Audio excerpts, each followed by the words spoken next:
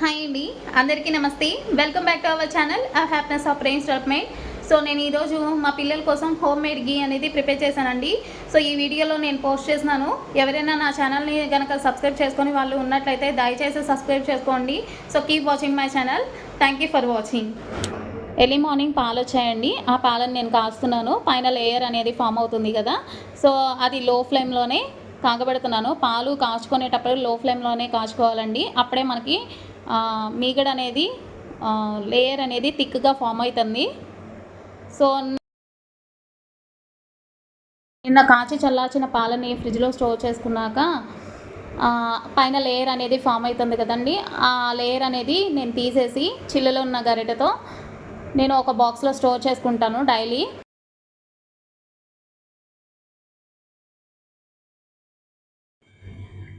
Already ఫ్రిడ్జ్లో ఒక box ఉందండి. సో ఆ బాక్స్లో మీగడ అనేది నేను స్టోర్ చేసి ఉంచాను. సో ఈ 2 బాక్సెస్ అనేవి ఫిల్ అయిపోయినాయి కదా, అందుకని ఈరోజు నెయ్యి అనేది ప్రిపేర్ చేద్దామని. సాటర్డే కదా, సో ఇల్లు అవి శుభ్రం చేసుకొని శుభ్రంగా అయితే నేను ప్రిపేర్ చేస్తున్నాను. శుభ్రంగా అని ఎందుకు అంటున్నానంటే, నిష్టగా చేయాలి అని చెప్పేసి పెద్దవాళ్ళు మనకి చెప్పిన మాట. సో పాలు అనేవి కాగిపోతున్నాయండి. సో లో ఫ్లేమ్లోనే ఉన్నాయి. చూడండి, లో ఫ్లేమ్లో మనం కాచుకుంటే డైలీ పాలని ఆ మీగడ అనేది థిక్గా కడుతుందన్నమాట. సో మనం స్టోర్ చేసుకోవడానికి వీలుగా ఉంటుంది. సో చూడండి, 2 బాక్సెస్ మీగడ అనేది ఒక పెద్ద గిన్నెలో వేశాను. సో అల్యూమినియం గిన్నె అయితే తీసుకోవాలి, వెడల్పు గిన్నె. సో అయితే స్పూన్ కానీ ఇలా విస్కర్ కానీ సాయంతో మనం రొటేట్ చేస్తూ ఉంటే, ఫస్ట్ వాటర్ యాడ్ చేయకుండా అలా రొటేట్ చేస్తూ ఉండండి. సో మిక్స్ చేస్తూ ఉన్నప్పుడు ఒక గ్లాస్ వాటర్ అనేది, కూల్ వాటర్ అనేది యాడ్ చేశాను. సో అలా కంటిన్యూస్గా స్టిర్ చేస్తూనే ఉన్నాను.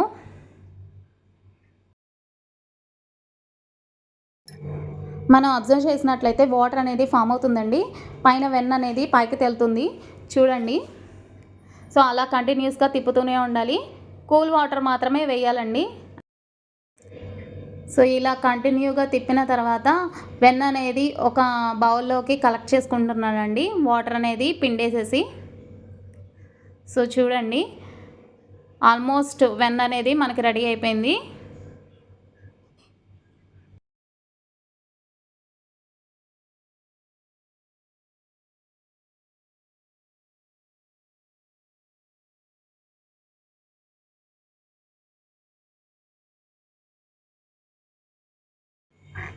సో అలా కలెక్ట్ చేసుకున్న వెన్నంతా నాకు నిండిపోయిందండి, బౌల్ అంతా.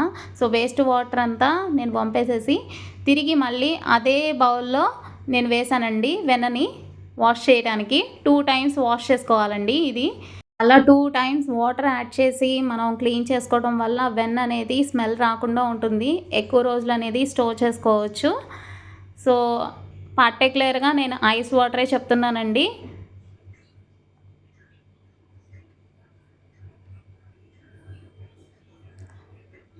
సో చూడండి, 1 గ్లాస్ వాటర్ పోసాను. సో అలాగే అలా వెన్నను పిసుకుతూ ఉంటే వాటర్ అంతా, వేస్ట్ వాటర్ అంతా రికలెక్ట్ చేసేసుకున్నాను. సో బౌల్లో వేసేసాను. మళ్ళీ వాటర్ అనేది యాడ్ చేస్తున్నాను, కూల్ వాటర్. మళ్ళీ క్లీన్ చేసుకుంటున్నాను. రిపీట్ ద సేమ్ ప్రాసెస్ అండి. సో బ్యాడ్ స్మెల్ అయితే రాకుండా ఉంటుంది. ఎంత క్లీన్ చేసుకుంటే అంత మంచిదన్నమాట వెన్న అనేది.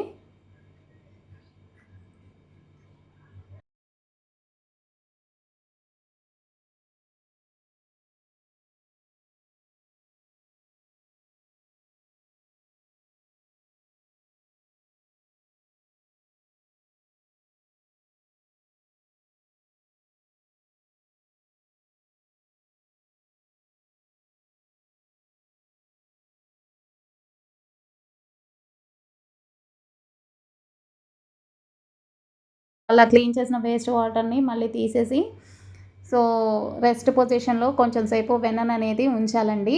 సో 5 మినిట్స్ ఆగిన తర్వాత వేస్ట్ వాటర్ అనేది కూడా పైన ఫామ్ అవుతుంది. సో అది కూడా తీసేయండి. నెక్స్ట్ గ్యాస్ ఆన్ చేసుకొని ఫ్లేమ్ని లో ఫ్లేమ్లో పెట్టుకొని, సో అలా నెయ్యిని ప్రిపేర్ చేసుకోవాలండి.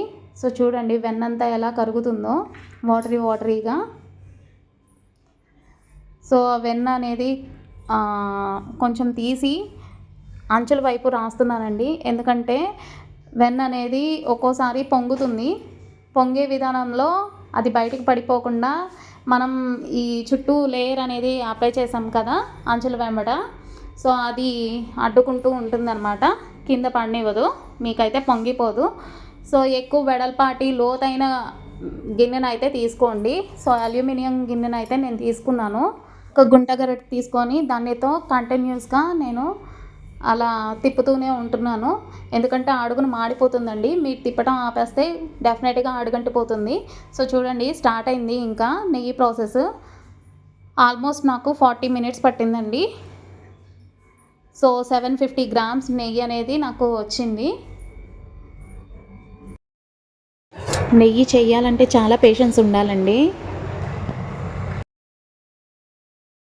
సో అలా కంటిన్యూస్గా తిప్పుతూనే ఉండాలండి.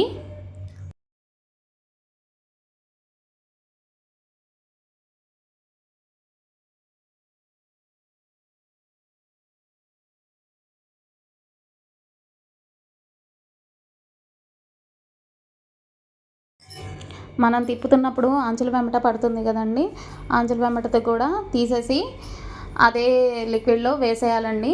సో నెయ్యి అనేది మనకి ఆల్మోస్ట్ ప్రిపేర్ అయిపోబోతుంది. సో ఇంకా ఇది హాఫ్ ప్రాసెస్ మాత్రమే ఉంది. సో చూడండి, ఇలా అయితే ఉంది ప్రజెంట్. సో నెక్స్ట్ అలా కంటిన్యూగా చిన్న చిన్న బబుల్స్ అనేవి ఫామ్ అవుతున్నాయి. సో ఇక్కడ నుంచి చాలా అంటే చాలా జాగ్రత్తగా ఉండాలండి.